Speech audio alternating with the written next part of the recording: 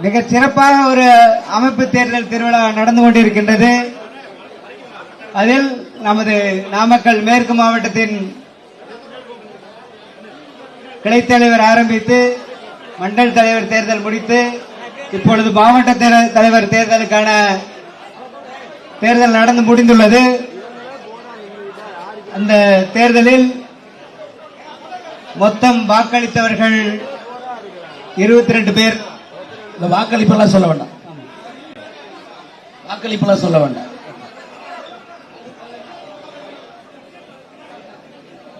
மாநிலத்தின் ஒருமித்த கருத்தோடு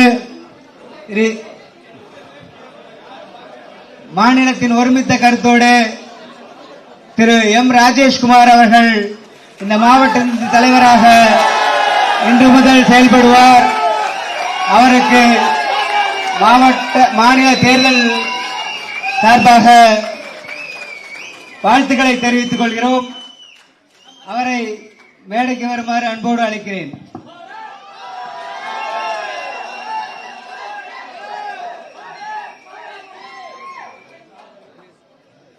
அத்தோடு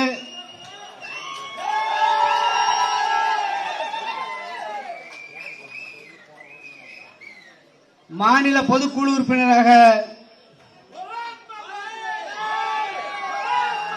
ராஜமாணிக்கம் அவர்களும் ஆவின் சேகர் அவர்களும் செங்கோட்டையன் அவர்களும் மாநில பொதுக்குழு உறுப்பினராக தேர்வாகியுள்ளார்கள். அவர்களையும் மேடைக்கு வருமாறு அன்போடு அழைக்கிறேன்.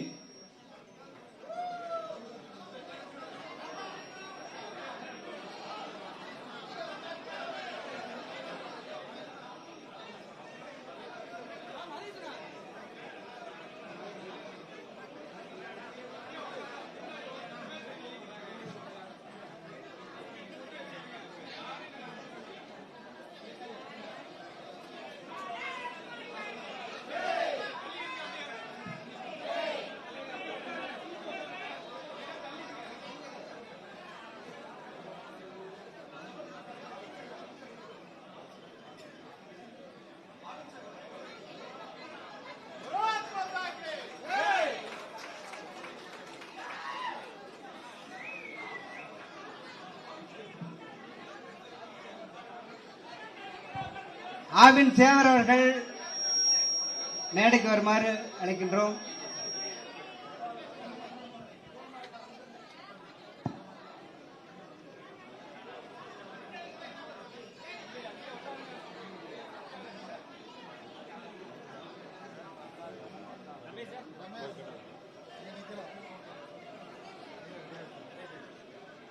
மாவட்ட தலைவராக எம் ராஜேஷ்குமார் அவர்கள் உறுதிமொழி ஏற்று பதவியேற்றுக் கொள்வார்கள்.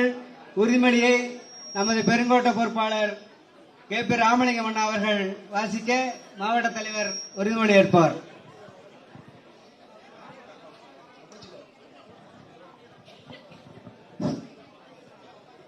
எம் ராஜேஷ்குமார் ஆகிய நான் எல்லாம் வல்ல இறைவன் சாட்சியாக உறுதிமொழி எடுத்துக் கொள்வது என்னவென்றால் பெருமைமிகு பாரதிய ஜனதா கட்சியின் உறுப்பினராகிய நான்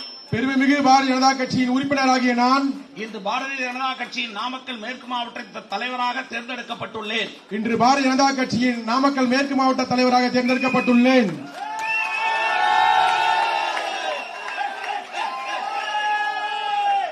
அடுத்த 3 ஆண்டு காலத்திற்கு இந்த மாவட்டத்தில் பாரதிய ஜனதா கட்சியினை வளர்க்கும் பொறுப்பினை நான் ஏற்கிறேன்.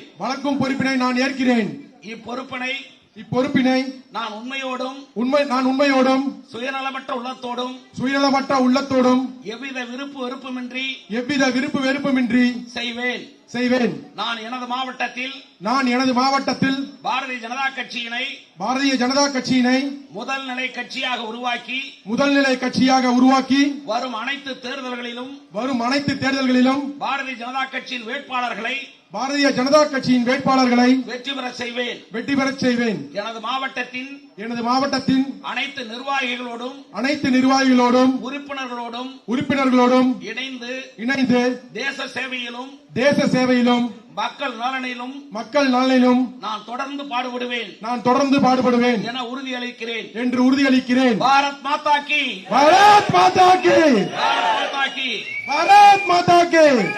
பாரத பிரதமர் நரேந்திர மோடி வாழ்க. பாரத பிரதமர் நரேந்திர மோடி. நமது மாநில தலைவர் அண்ணாமலை நமது மாநில தலைவர் அண்ணன் அண்ணாமலை. நன்றி, வணக்கம்.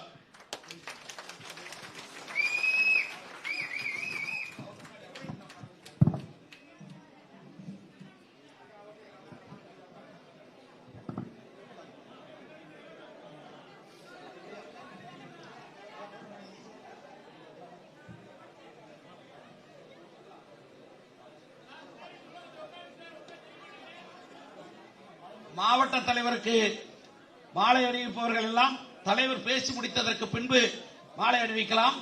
காரணம், தலைவர் அவர்கள் இங்கே பேசுகிற உரை நம்முடைய தமிழகத்திலே புதிதாக 33 மாவட்டங்களுக்கு பொறுப்பேற்றிருக்கிற மாவட்ட தலைவர்களுக்கும் நிர்வாகிகளுக்கும் வழங்குகிற அறிவுரையாகும். ஆக அவருடைய உரைக்கு பின்பு நம்முடைய மாவட்ட தலைவருக்கு மரியாதை செலுத்துகிற வேலையை நாம் செய்யலாம். அதற்கு முன்பு கடந்த செப்டம்பர் மாதம் 2ஆம் தேதி நம்முடைய பாரத பிரதமர் நரேந்திர மோடி அவர்களால் தொடங்கி வைக்கப்பட்ட உறுப்பினர் சேர்க்கை இன்றைக்கு உலகத்தில் மிகப்பெரிய ஜனநாயக இயக்கமாக பாரதிய ஜனதா கட்சி விளங்கும் வகையில் ஒரு மாபெரும் இயக்கத்தினுடைய உறுப்பினர்களாக நாம் எல்லாம் இன்றைக்கு இருக்கிறோம். இது தொடர்ந்து பூத் கமிட்டிகள் அமைத்து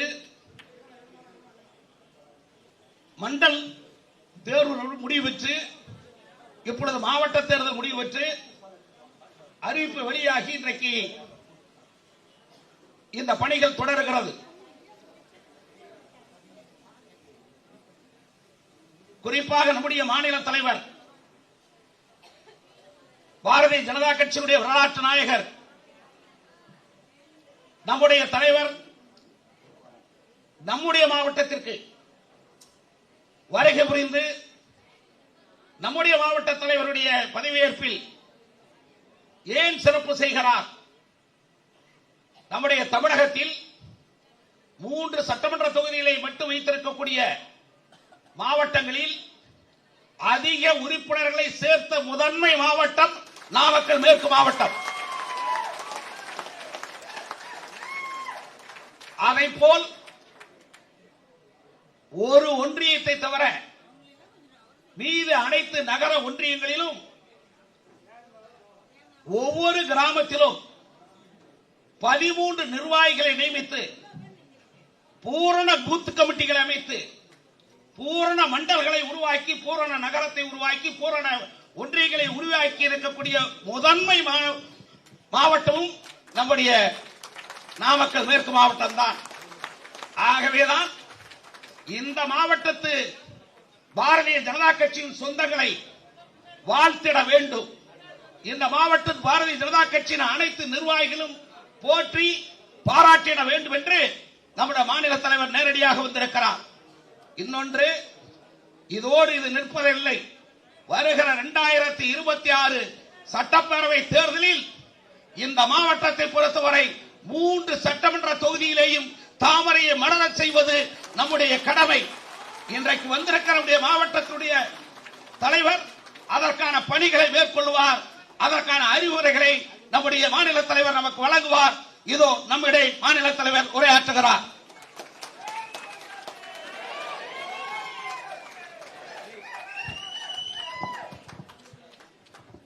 அன்பார்ந்த பெரியோர்களே, தாய்மார்களே,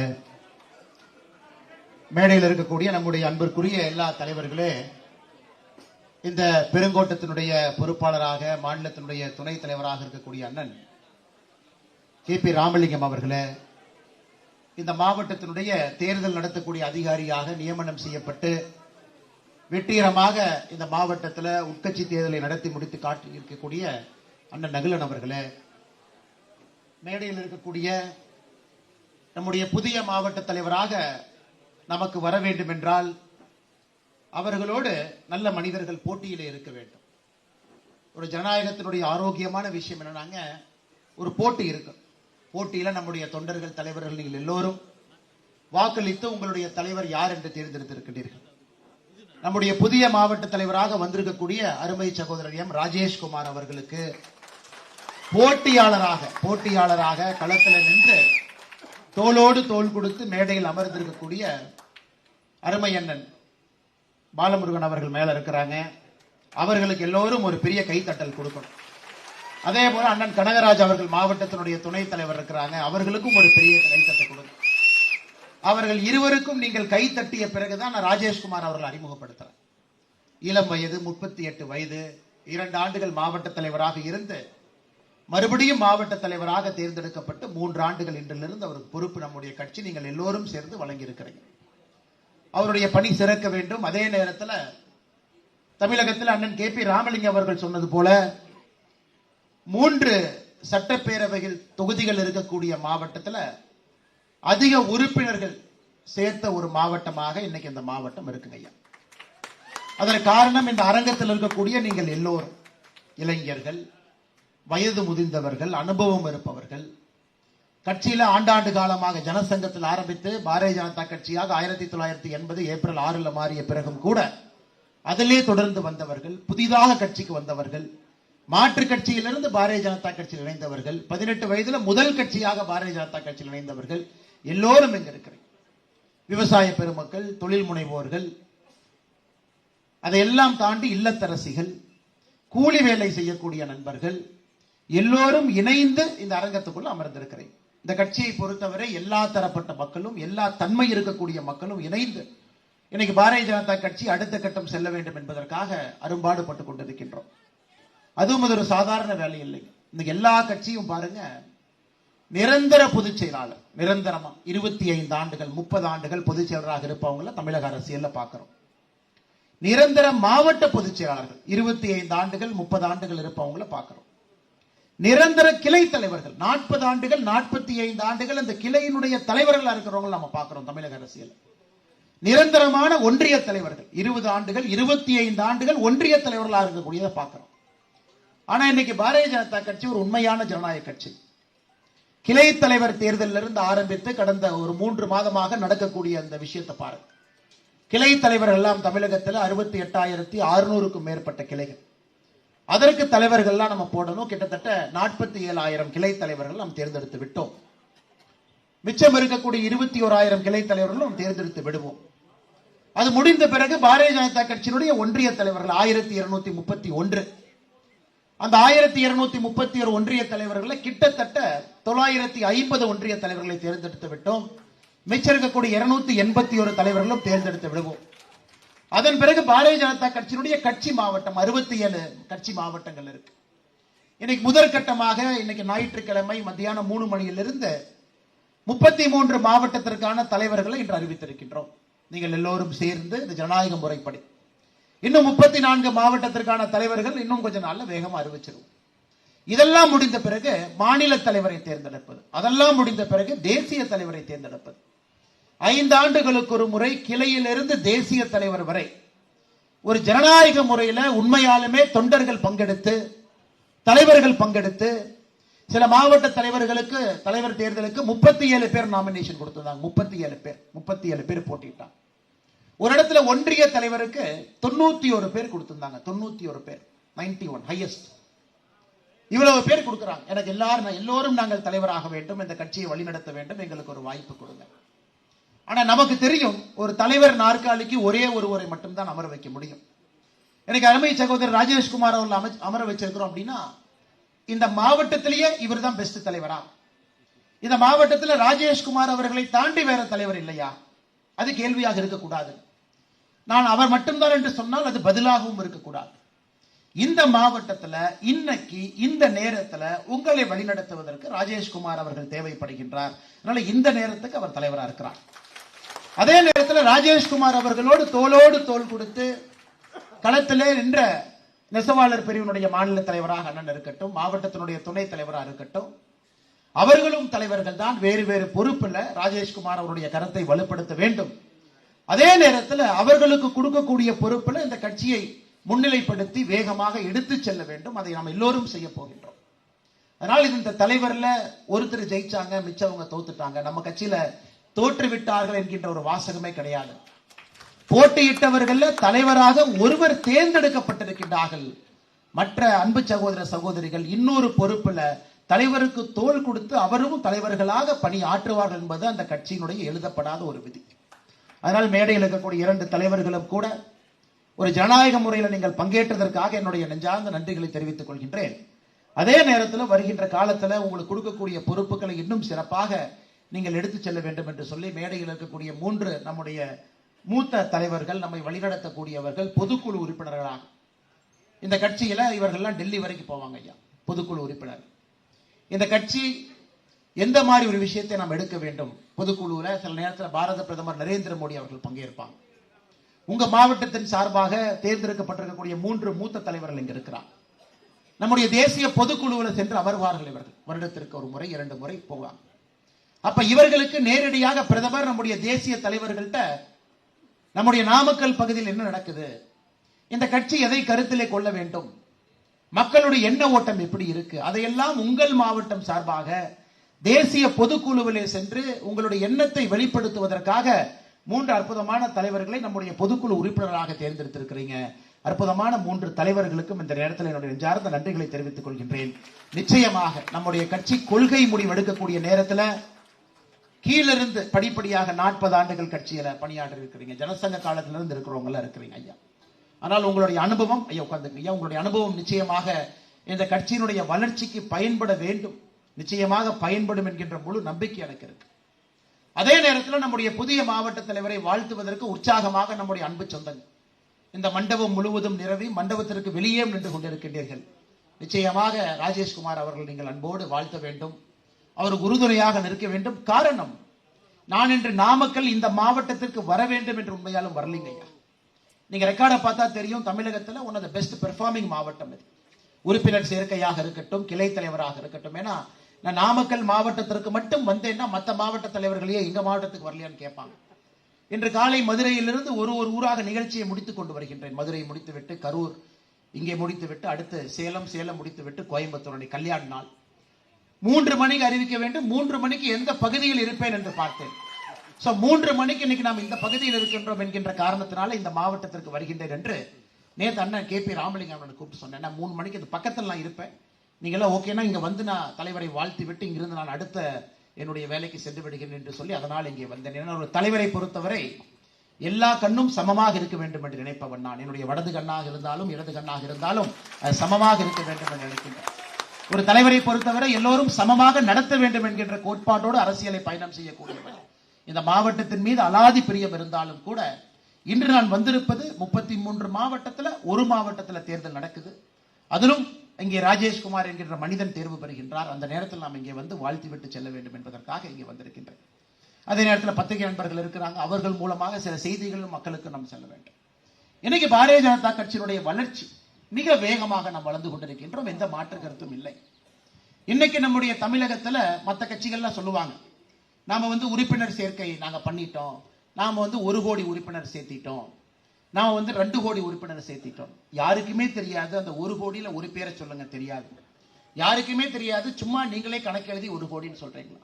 இன்னைக்கு பாரதிய ஜனதா கட்சி தமிழகத்துல உறுப்பினர் சேர்க்கையினுடைய முதல் பகுதி, உறுப்பினர் சேர்க்கை 2 பாகமாக நடைபெறும். புதிய தேசிய தலைவர் வருவதற்கு முன்பாக உறுப்பினர் சேர்க்கையினுடைய முதல் பாகம், புதிய தேசிய தலைவர் வந்த பிறகு மறுபடியும் உறுப்பினர் சேர்க்கையினுடைய 2வது பாகம் நடக்கும். அதை அனலைஸ் பண்ணுவாங்க, எங்கே உறுப்பினர் சேர்க்கை குறைவா இருக்கு, எந்த ஒன்றியத்துல குறைவா இருக்கு, மறுபடியும் இன்னொரு முறை உறுப்பினர் சேர்க்கை முகாம் 2 நடைபெறும். இன்னைக்கு முதல் உறுப்பினர் சேர்க்கை முகாம்ல பாரதிய ஜனதா கட்சி 48 லட்சம் பேர் தமிழகத்தில் உறுப்பினர்களை நாம் தாண்டி இருக்கின்றோம். 48 லட்சம் பேர். நம்முடைய இலக்கு 1 கோடி என்பதை சொன்னபடி நாம் செய்து விடுவோம். முதல் கட்டத்துல 48 லட்சம். இந்த 48 லட்சமும் 48 லட்சம் பேர், 48 லட்சம் மொபைல் நம்பர், 48 லட்சம் தனித்தனி முகவரிகள். சும்மா பேருக்கு யாரும் கணக்கு எழுதுறீங்க, அது போன்ற வேலையை நீங்க செஞ்சிருக்கிறீங்க. 48 லட்சம் உறுப்பினர்கள் முதல் கட்டத்துல தனித்தனி நபர்கள் நம்மால் கம்ப்யூட்டர்ல பதிவு செய்யப்பட்டு யார் அவர் எந்த ஊர்ல என்ன பண்றாங்க அந்த அளவுக்கு நுணுக்கமாக பதிவு செய்யப்படாத உறுப்பினர்கள் 4 லட்சம் பேர். மிஸ்டு கால்ல வந்தவங்க, சில இடத்துல டேட்டா கிராஸ் செக் ஆகலைங்க, மொபைல் நம்பர் 2 நம்பர் ஒருத்தருக்கே இருக்கு, இன்னும் பதிவு செய்யப்படாதவர்கள் 4 லட்சம் பேர் இருக்கிறாங்க. இதை தாண்டி ஆச்சரியமான விஷயம் என்னன்னாங்க, இந்த கட்சிக்கு முழு நேரமாக நான் வேலை செய்யறேன். இப்ப மேடையில் இருக்கக்கூடியவங்க நான் 1 வருஷம் வேலை செய்யறேன், 2 வருஷம், அந்த மாதிரி இல்லைங்க. எலெக்ஷன் நேரத்துல முழு நேரத்துக்கு நான் வர்றேன், கட்சி சொல்லுதுன்னா முழு நேரத்துக்கு வர்றேன். அவர்களை நாம் தீவிர உறுப்பினர்கள் என்று சொல்லுகின்றோம். கட்சி அழைத்தவுடன் உடனே வேலை செய்ய வேண்டும், உடனே வர வேண்டும். அவர்கள் எத்தனை நேரம் வேணாலும் கொடுப்பாங்க. இன்னைக்கு தீவிர உறுப்பினர்கள் 55,000 பேர்த்தை தாண்டி பாரதிய ஜனதா கட்சி தமிழகத்தில் நின்று கொண்டிருக்கின்றோம். தீவிர உறுப்பினர் அப்படின்னா ஒருவருக்கும் 50 பேருக்கு சேர்த்திருக்காங்க. தீவிர உறுப்பினர்கள் ஒருவரும் 50 உறுப்பினர்களை அடையாளம் காட்டி அவர்கள் சேர்த்திருக்கின்றார்கள். இன்னைக்கு 55,000 தாண்டி இருக்கும். சராசரி உறுப்பினர்கள் பிரைமரி மெம்பர்ஸ் என்று சொல்லக்கூடியவர்கள் 48 லட்சம் பேர் தாண்டி இருக்கும். 4 லட்சம் உறுப்பினர்கள் இன்னும் டேட்டாவை பதிவு செய்து கொண்டிருக்கின்றோம். இது முதல் பாகம்.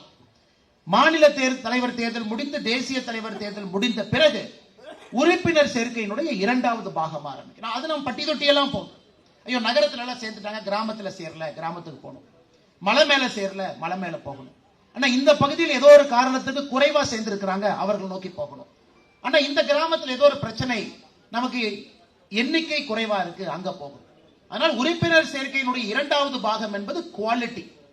முதல் பாகம் என்பது பொதுப்படையாக ரொம்ப எஃபர்ட் போடாம யாரெல்லாம் வர்றாங்களோ நம்ம சேர்த்துக்கிட்டோம். ஆர்வமாக யாரெல்லாம் பாரதிய ஜனதா கட்சியில் இணைய விரும்புகின்றார்களோ முதல் பாகத்திலே சேர்த்திருக்கின்றோம். 2ஆம் பாகத்துல நாம அவங்ககிட்ட போவோம். அண்ணே நீங்க சேருங்க, நீங்க பயனாளியா இருக்கிறீங்க, இந்த ஆட்சியில உங்களுக்கு நிச்சயமாக 10 ஆண்டுகள் நல்லது நடந்திருக்கு.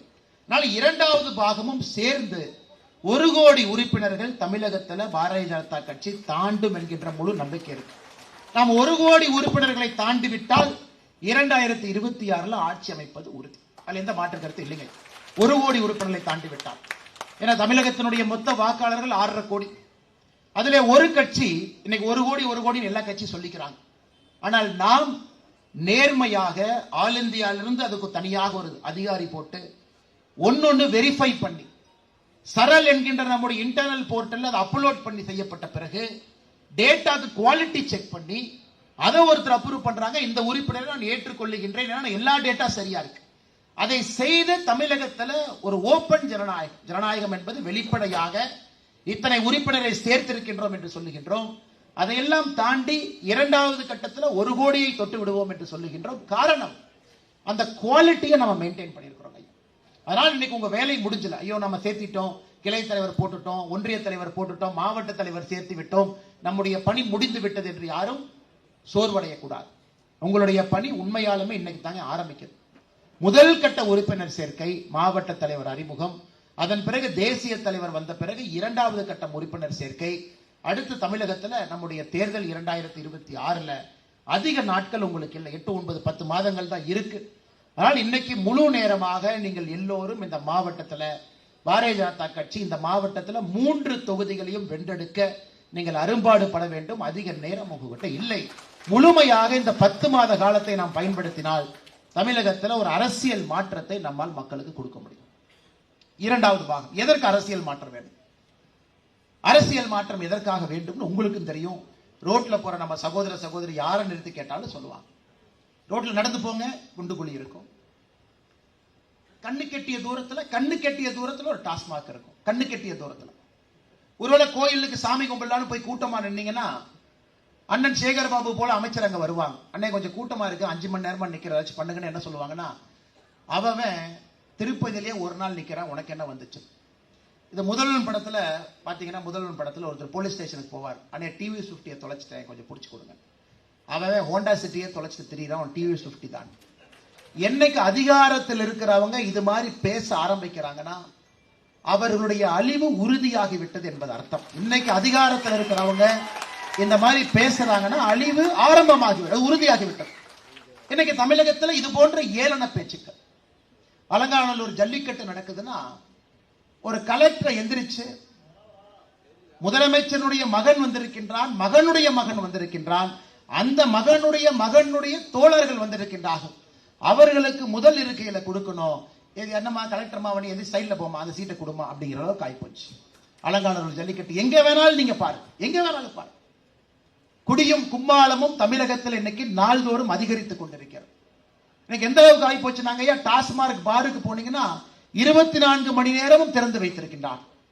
இன்னைக்கு பார் பத்தாம பாருக்கு பக்கத்தில் இருக்கிற கல்யாண மண்டபத்தில் 500 பேர் 600 பேர் டேபிள் போட்டு குடிக்கும் அளவுக்கு உள்ள ஒரு டீலக்ஸ் பார் செட் பண்ணி இருக்கிறான். இதெல்லாம் கடை நிலையில நாம் பார்க்கக்கூடியது.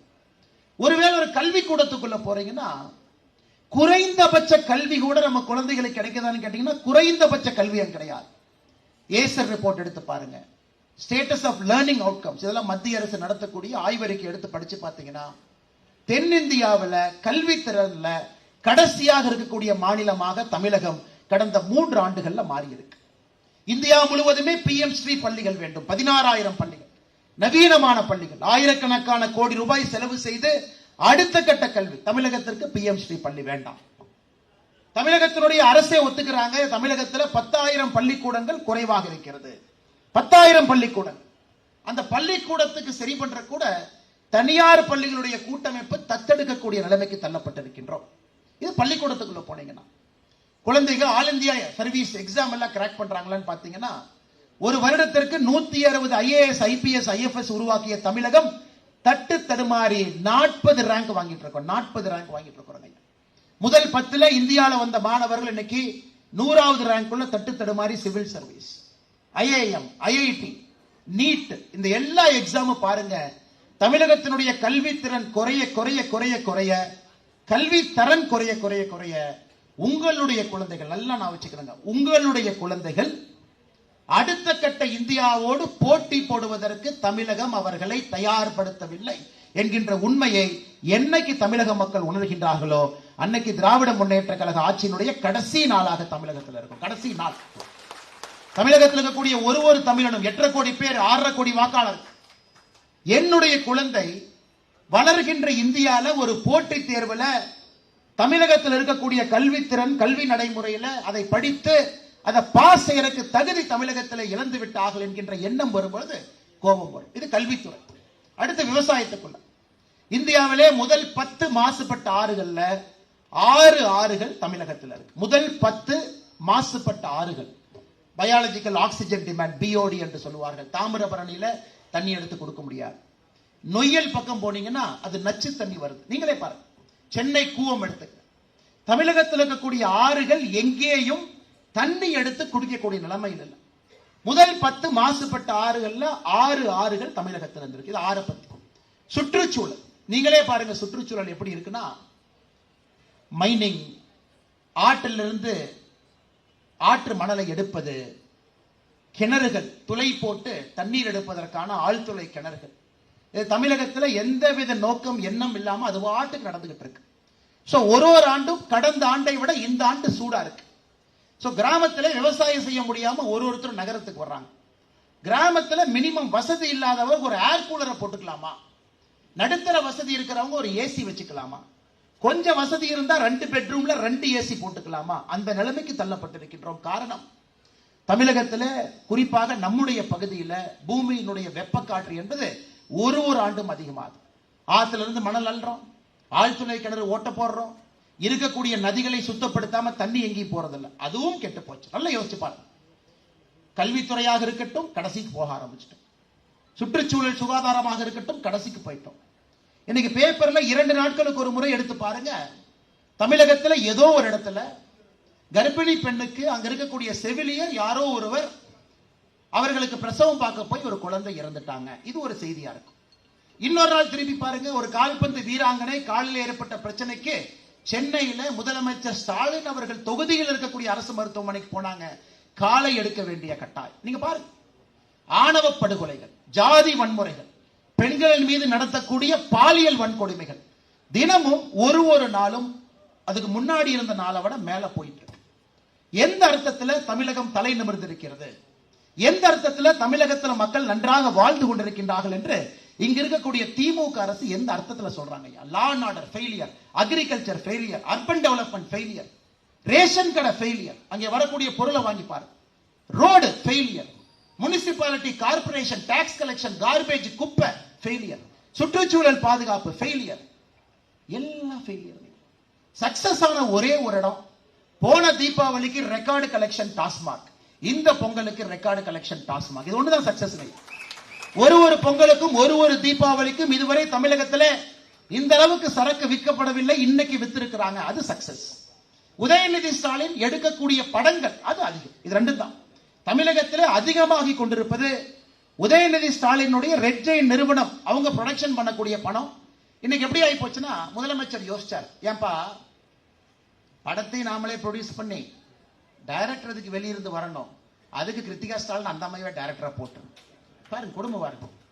அந்த அம்மா படம் எடுக்குமா, இவரு படம் ப்ரொடியூஸ் பண்ணுவாரா, நீங்கள் நானும் வேலை இல்லாதவங்க தியேட்டர்ல உட்கார்ந்து அந்த படத்தை பார்க்கணுமா, குடும்பம் பாருங்க. தமிழகத்திலே எந்த பிரச்சனைகளை பற்றி யார் பேச வேண்டும்? முதலமைச்சர் வாயை திறந்து வேங்கவேலை பத்தி பேச மாட்டாருங்க. வாயை திறந்து பேசுவது உதயநிதி ஸ்டாலின்ல ப்ரொடக்ஷன்ல வந்த ஒரு படத்தை பார்த்துட்டு கண்ணு கலங்கிருச்சுப்பா, நெஞ்சு புண்ணாயிருச்சுப்பா அப்படின்னு ட்விட்டர்ல ஒரு பதிவு போடுவாரு, 6 மாசத்துக்கு இருப்பான். இன்னைக்கு வேங்கவேல ஒட்டி இருக்கிறாங்க, இன்னைக்கு காலைல போஸ்ட் ஒட்டி இருக்கிறாங்க, ஐயா 3 வருஷம் ஆச்சு வேங்கவேல், இன்னைக்கு 3 வருஷம் ஆச்சு. அதனால சிஐடி இந்த வேங்கை வயல்ல யார் இந்த அநியாயத்தை செய்தார்களோ சிஐடி அவங்களுக்கு நாங்க இன்னைக்கு ஒரு பாராட்டு விழா நடத்த இருக்கின்றோம். எதற்கென்றால் இன்னும் கண்டுபிடிக்க முடியாததற்கு அப்படின்னு ஒரு போஸ்ட் அடிச்சு ஒட்டி இருக்கிறாங்க. இதெல்லாம் ஒரு பக்கம் நடந்து கொண்டிருக்கிறது. அண்ணா பல்கலைக்கழகத்துல ராஜ்பவன்ல இருந்து 1.5 கிலோமீட்டருங்க ஐயா, முதலமைச்சர் வீட்டில இருந்து 3 கிலோமீட்டர். இந்தியாவிலே ஒரு தலை சிறந்த பல்கலைக்கழகம், தமிழகத்தில் நம்பர் 1 பல்கலைக்கழகம் இன்ஜினியரிங் பொறியியல் சைட்ல. அந்த பல்கலைக்கழகத்துக்குள்ள சாயந்தரம் 7:30 மணிக்கு 23 டிசம்பர் காம்பவுண்டுக்குள்ள ஒரு பெண்ணுக்கு பாலியல் வன்கொடை. அதை பத்தி இன்னும் வாய் திறந்து பேசுறானா பாருங்க, வாய் திறந்து பேசுறாங்களா பாருங்க. 23ஆம் தேதி நடந்ததுக்கு எஃப்ஐஆர் 25ஆம் தேதி டிசம்பர், 26 27ஆம் டிசம்பர் எஃப்ஐஆர் லீக். அதன் பிறகு போலீஸ் கமிஷனர் மெனக்கெட்டு பேசுறார், இல்ல ஒருத்தர் தான். இன்னைக்கு எஸ்ஐடி இன்வெஸ்டிகேஷன் அது வேற மாதிரி வருது. இதெல்லாம் ஒரு பக்கம், நீங்களே யோசிச்சு பாருங்க. நேற்று இந்த கொடுமை போதாதுன்னு காவல்துறை அவங்களுக்கு பொங்கல் விழா நடத்துறாங்க. சென்னை மாநகர காவல்துறை கமிஷனர் குடும்பத்தோட வந்திருக்கிறாரு, எல்லா காவல்துறை நண்பர்கள் குடும்பத்தோடு இருக்கிறாங்க பொங்கல் விழா. அதுல 8 பேரோட செயினை வழிபறிச்சுட்டு பண்ணிட்டு போயிட்டாங்க. அதனாலதான் பத்திரிகையாளர் சந்திப்பில் கேட்டேன், காவல்துறைக்கு பாதுகாப்பு கொடுக்க வேண்டிய நிலைக்கு தலைமைகள் என்று தள்ளப்பட்டிருக்கிறது. காவல்துறை நடத்தக்கூடிய பொங்கல் விழால உங்க வீட்டு பொண்ணுங்க கழுத்திலிருந்து 8 செயினை பறிச்சுட்டு போறாங்கன்னா என்னையா காவல்துறை நீங்க நடத்துறீங்க? அதனால்தான் தமிழகத்திற்கு மாற்றம் தேவை அன்பு சகோதர சகோதரிகளே. இதனாலதான் எல்லா ஃபெயிலியர் எல்லாம் கம்ப்ளீட். இதுல பாஸ் மார்க்னு ஒண்ணு கூட கிடையாது. பாஸ் மார்க் கிடையாது. அமைச்சருடைய பேச்சு, ஏளன பேச்சை பாருங்க, அவங்களுடைய தோரணையை பாருங்க, அவங்க பேசுற பேச்சை பாருங்க. திருப்பதியில ஒரு நாள் நிக்கிறான், உனக்கு என்ன பிரச்சனை இங்க? அது எப்படி பேசுறாருங்க? பத்திரிகையாளருக்கு நேரடியா பேசாம அப்படியே முனகிறாரு. ஒரு பத்திரிகையாளர் மைக்கில் அந்த ஆடியோ பிக் பண்ணிக்கிறான். கனிமொழி அக்காவை பக்கத்தை வச்சு சேகர் பாபா சொல்றாரு, அவன் திருப்பதியில ஒரு நாள் நிக்கிறான், உனக்கு என்ன 4 மணி நேரம் நிக்கிறதுக்கு என்ன வலிக்குதா? பத்திரிகையாளர் மைக்கில் பிக்கப் பாரு. எவ்வளவு ஆணவம் அவர்களுக்கு இருக்க வேண்டும், எவ்வளவு ஆணவம் இருக்க வேண்டும். அதை பத்திரிகையாளர் திரும்ப போய் கேட்கறாங்க, இந்த மாதிரி பேசுனீங்களே தவறுதானே, அதை பத்தி நான் கருத்து சொல்ல மாட்டேன், வேற எந்த கருத்து வேண்டுமானாலும் சொல்லிட்டு. ஆனால் அன்பு சகோதர சகோதரர்களே, இன்று பாரதிய ஜனதா கட்சியினுடைய கடமை திமுகவை தமிழகத்திலிருந்து விரட்ட வேண்டிய கடமை ஒரு பாரதிய ஜனதா கட்சியினுடைய தொண்டனுக்கு, இந்த கட்சியினுடைய உறுப்பினருக்கு இருக்கு. அந்த 48 லட்சம் பேர் யார் இருக்கீங்க? 55,000 பேர் தீவிர உறுப்பினர்கள் யார் இருக்கிறீங்க? உங்களுடைய முதல் கடமை. நம்முடைய கட்சியினுடைய உறுப்பினர் அட்டை அட்டை இருக்கான்னு தெரியலீங்க. உறுப்பினர் அட்டை இருந்தீங்கன்னா அதை கொஞ்சம் திருப்பி பாருங்க. உறுப்பினர் அட்டை இங்கே கொண்டு வந்திருந்தால் பாரதிய ஜனதா கட்சியினுடைய அடிப்படை உறுப்பினர், அதை காட்ட திருப்பி பாருங்க. 5 விஷயம் பேசியிருக்கோம். இந்த 5 விஷயத்தையும் ஏற்றுக்கொண்டால் தான் நீங்கள் பாரதிய ஜனதா கட்சியினுடைய உறுப்பினராக நீங்கள் இருக்க முடியும். அதை கொண்டு வாங்க. ஒரு நிமிஷம் கொடுங்க, அண்ணா கொஞ்சம் வாங்க.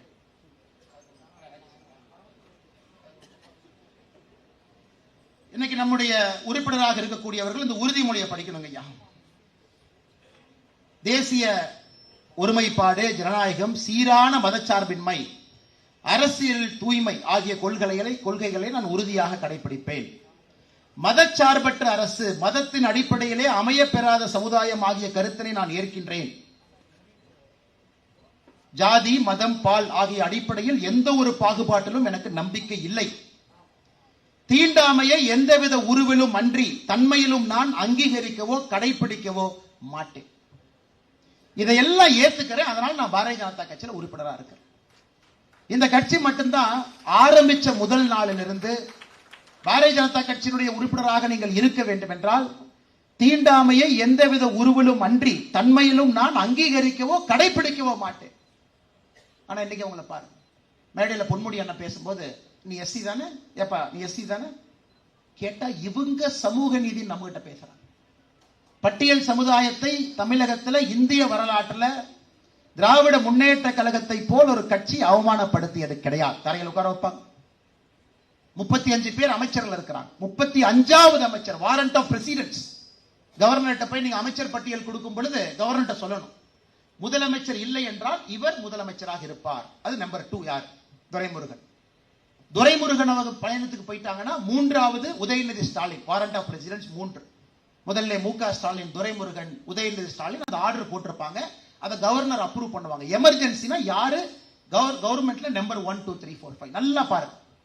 கடைசி இடத்துல 35வது இடத்துல யார் இருப்பாங்கன்னா கயல்வெளி அவங்க இருப்பாங்க. பட்டியல் சமுதாயத்தை சார்ந்த ஒரு தலைவர் கடைசி 35. 33 இன்னொரு பட்டியல் இனத்தை சார்ந்த ஒரு தலைவர், ஒரு அமைச்சர் 33. 28 சமீபத்தில் ஹையர் எஜுகேஷன் மினிஸ்டரா கொண்டு வந்தார். அவர் 28. அதாவது வாய்க்கிளிய சமூக நீதி என்று பேசக்கூடிய திமுக 35 அமைச்சர்கள் இருக்கிறாங்க. எல்லா சாதியிலிருந்தும் இருக்கிறாங்க.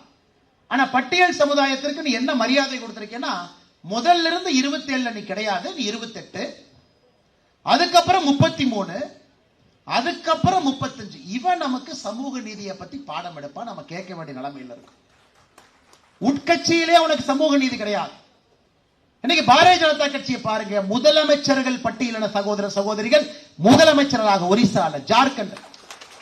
துணை முதலமைச்சர்கள் பட்டியலின சகோதர சகோதரிகள் துணை முதலமைச்சர், பினான்ஸ் மினிஸ்டர், உள்துறை அமைச்சர் பட்டியலின சகோதர சகோதரி.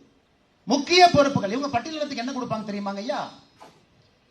அதற்குனே இருக்கக்கூடிய அமைச்சர் தூக்கி கொடு.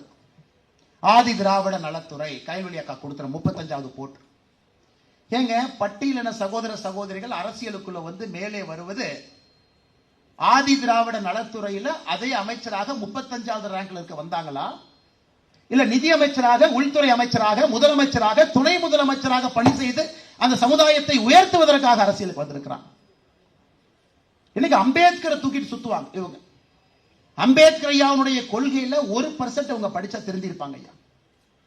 பண்டிட் ஜவஹர்லால் நேருடைய அமைச்சரவையிலிருந்து அம்பேத்கர் அவர்கள் வெளியே வந்ததற்கான காரணமே நான் பட்டியல் சமுதாயத்தை சார்ந்தவன் என்கின்ற ஒரே காரணத்திற்காக இந்திய அரசு இயந்திரத்தில் எனக்கு உரிமை மறுக்கப்படுகிறதுங்கிறார். நீ என்னைய லா மினிஸ்டரை வச்சு உட்கார வச்சுட்ட. நேரு அவர்கள் லண்டன் போனாலும் எனக்கு பொறுப்பு கொடுக்கிறது கிடையாது. கேட்டா நீ வந்து லா மினிஸ்டரை பார்த்து, ஏன் நான் பிளானிங் கமிஷனை பார்க்க மாட்டேனா, ஏன் நான் நீர் மேலாண்மையை பார்க்க மாட்டேனா? இல்ல அம்பேத்கர் அவர்கள் ராஜினாமா கடிதத்திலே பண்டிட் ஜவஹர்லால் நேரு அவர்களுக்கு கேட்ட கேள்விகள், இந்த கேள்வியை கேட்டார், கேட்டுட்டு தான் வெளியே வந்தாருங்க. இன்னைக்கு அந்த ராஜினாமா கடிதத்தினுடைய காப்பியே நேஷனல் ஆர்கைவ்ஸ் இல்ல. கால கொடுமையை பாருங்க.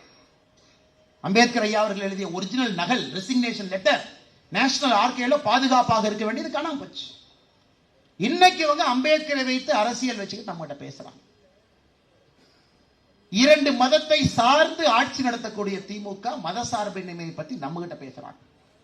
பாரதிய ஜனதா கட்சிக்கார எல்லா மதமும் சமம் என்று சொன்னால் ஹிந்துத்துவவாதி என்கின்ற பட்டத்தை கொடுக்கிறாங்க.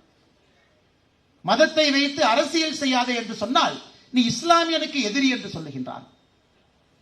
இஃப்தார் விருந்திலே இஸ்லாமிய சகோதரர்களோடு தொப்பி அணியாம அவர்களோடு அவர்களாக எல்லா மதத்தினுடைய சாயலை கடைப்பிடித்து அவர்களுக்கு மரியாதை கொடுத்து நாம் அமர்ந்தால் நாம இந்துத்துவவாதி. அன்னைக்கு மட்டும் குல்லாவை போட்டுட்டு பக்கத்துல இஃப்தார் விருந்து சாப்பிட்டா அவங்க இஸ்லாமியனுடைய பாதுகாவலர். இதை விட வெட்கக்கேடான அரசியல் இந்தியாவில் எங்கேயாச்சும் பார்த்திருக்கிறோமா? இதையெல்லாம் உடைக்க வேண்டியது உங்களுடைய கடமை. பாரதிய ஜனதா கட்சியினுடைய 48 லட்சம் உறுப்பினர்கள், 55,000 தீவிர உறுப்பினர்கள், இவ்வளவு பேசுறீங்க, உடைக்கணுங்க ஐயா.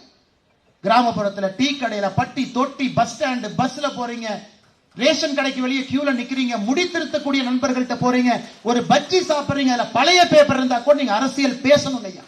அரசியல் பேச அரசியல் நீங்கள் பேசினால்தான் தமிழக மக்கள் அரசியல் பழகுவார்கள். தமிழக மக்கள் அரசியல் பழகினால் மட்டும்தான் தமிழகத்திலே ஆட்சி மாற்றம், அரசியல் மாற்றம் என்பது 2026 நடக்கும். இவ்வளவு பெரிய பொறுப்பு உங்களுக்கு இருக்கு. தமிழகத்தில் அட்மினிஸ்ட்ரேட்டிவ் ஃபெயிலியர் தோற்று போச்சு. மக்கள்கிட்ட சொல்லணும்.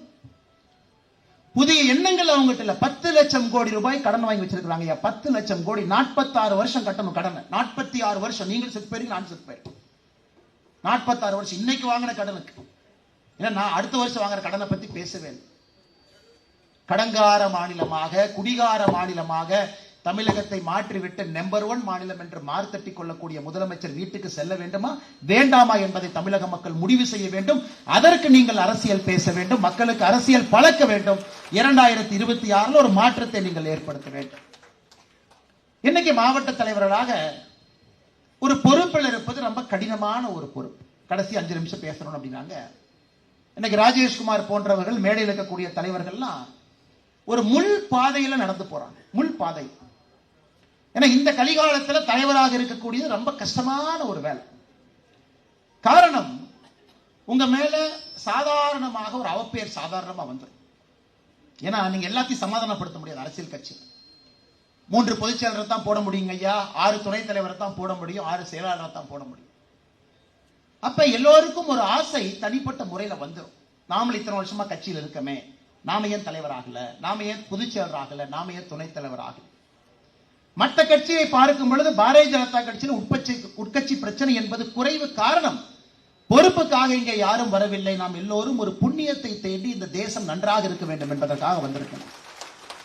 ஆனா எல்லோரும் அப்படி இருப்பார்கள் என்று நாம் சொல்ல முடியாதுங்க ஐயா. புதியவர்கள் நிறைய பேர் வர்றாங்க, அரசியலுக்கு புதுசா வர்றாங்க, அவங்களுக்கு ஒரு எண்ணம் இருக்கலாம். ஆனால் உங்களுடைய வேலை எல்லார்த்துக்கிட்டையும் பேசணும், புதிதாக வந்தவங்க கிட்டையும் பேசணும். சகோதரர் ராஜேஷ்குமார் அவர்களை போன்றவர்கள் எல்லோரையும் அரவணைத்து எடுத்து செல்ல வேண்டும். அதே நேரத்தில் அவருக்கு எந்த விதமான தனிப்பட்ட முறையில் ஒரு தாக்குதல் வந்தாலும் கூட அதை கோச்சிக்காம ஒரு முகமலர்ச்சியோடு சமாளிச்சு இந்த கட்சியை வழி நடத்தும். ஏன்னா தலைவனுக்கு அவ்வளவு எளிதாக தலைவன் மீது தாக்குதல் நடத்தப்படும் பொழுது, தலைவனே கோவப்பட்டு நிலை இழக்கும் பொழுது தலைவனுக்கு பின்னாடி இருக்கக்கூடிய சிப்பாய்கள் நிலை இழந்து விடுவார். வயசு கம்மி, அதனாலதான் சொல்றாங்க 38 வயதில் இன்னைக்கு தலைவரா 2வது முறையாக இருக்கும் பொழுது எல்லோரையும் அரவணைத்து எடுத்துட்டு போகணும். வயதுக்கு மீறிய பக்குவத்தை காட்ட வேண்டும். 38 வயது என்பது இளமை. 38 வயதுக்கு ஆற்றல் இருக்கு. அதே 38 வயசுக்கு 60 வயதினுடைய முதிர்ச்சியும் சகோதரர் ராஜேஷ்குமார் அவர்கள் காட்டி அனைவரையும் ஒருங்கிணைத்து ஒன்றாக எடுத்து சென்று தமிழகத்தில் ஒரு அரசியல் மாற்றத்தை விதைப்பதற்கு இந்த மாவட்டத்தில் இருக்கக்கூடிய 3 சட்டப்பேரவை தொகுதிகளையும் வென்றெடுத்து 2026 பாரத பிரதமர் நரேந்திர மோடி ஐயா அவர்களுக்கு இதை வெற்றி பரிசாக இந்த 3 தொகுதிகளும் அவர் அளிப்பார்கள். நீங்கள் உறுதுணையாக இருப்பீர்கள். அதே நேரத்தில் அடுத்த 1 மாதத்துல வேறு வேறு பொறுப்புகள் வரக்கூடியவர்கள், மாவட்டத்தில், அணியில, பிரிவில், மாநில அளவில் உங்களுக்கு வரக்கூடிய பொறுப்புகள், மக்கள் பிரதிநிதிகள் எல்லா பொறுப்பிலும் கூட நீங்கள் வெற்றிகரமாக செயல்பட வேண்டும் என்று உங்களை எல்லாம் வாழ்த்தி வணங்கி, எனக்கு வாய்ப்பளித்த இங்கே வந்து பேசுவதற்கு அண்ணன் KP ராமலிங்கம் அவர்கள், அண்ணன் நகுலன் அவர்கள், மேடையின் மீது இருக்கக்கூடிய எல்லா அன்பு தலைவர்களுக்கும் இந்த நேரத்தில் என்னுடைய நெஞ்சார்ந்த நல்வாழ்த்துக்களை தெரிவித்து என்னுடைய உரையை முடித்துக் கொள்கின்றேன். நன்றி, வணக்கம். பாரத் மாதா கி ஜெய். மாவட்ட தலைவருக்கு நம்முடைய அருகாமையில் இருக்கிற மாவட்ட தலைவர்கள் வாழ்த்த வருகை புரிந்திருக்கிறார்கள். கரூர் மாவட்ட தலைவர், அதே போல கிருஷ்ணகிரி மாவட்டத்தினுடைய தலைவர் 2 பேர் மட்டும் தலைவரை வாழ்த்துவார்கள். அதன் பின் ஈரோடு மாவட்ட தலைவர் 3 பேரும், அதற்கடுத்து தலைவர் அவர்கள் சென்றதற்கு பின்பு அனைவரும் மாவட்ட தலைவரை மேடைக்கு வந்து வாழ்த்தலாம். அதுவரை பொறுமை காக்குமாறு பணியோடு